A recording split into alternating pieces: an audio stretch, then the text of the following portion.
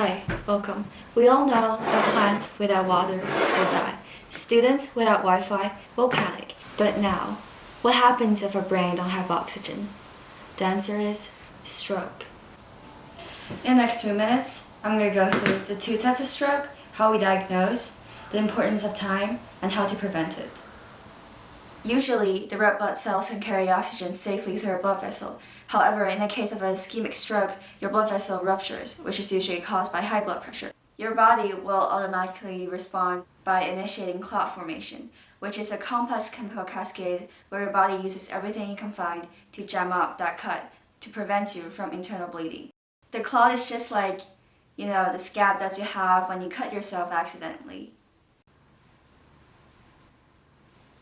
It's jam.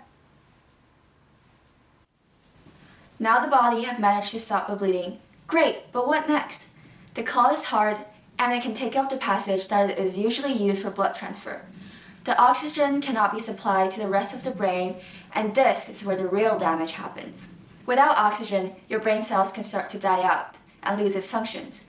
Without proper treatment, it can result in permanent damage. Now, let's take a step back.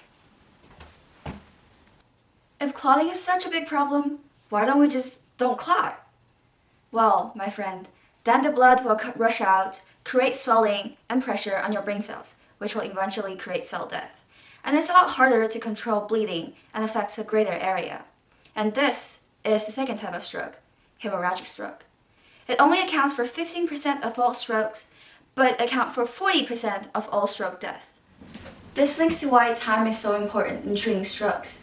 There's a limited amount of time frame where the treatment will work, so it's extremely important to identify patients with stroke quickly because there are often no warnings pre-hand before having an onset of stroke.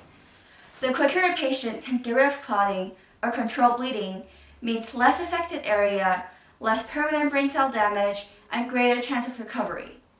It is hard to identify early onset of stroke, but we can always use FAST: face, arm, speech, and time. Now, if you see these symptoms, call 911 immediately. Due to the complexity of identifying and treating stroke, prevention gives you the greater chance of survival. To reduce your chance of having a stroke, you should try and reduce your blood pressure. Reduce the amount of salt in your diet, say bye-bye to junk food, hamburgers, cheese, and fries, and say hello to fruit and vegetables. Aim at having at least 30 minutes of exercise per day. Try and lose weight, and quit smoking. Oh, time's up. Hope you've learned something new today, and thank you for watching.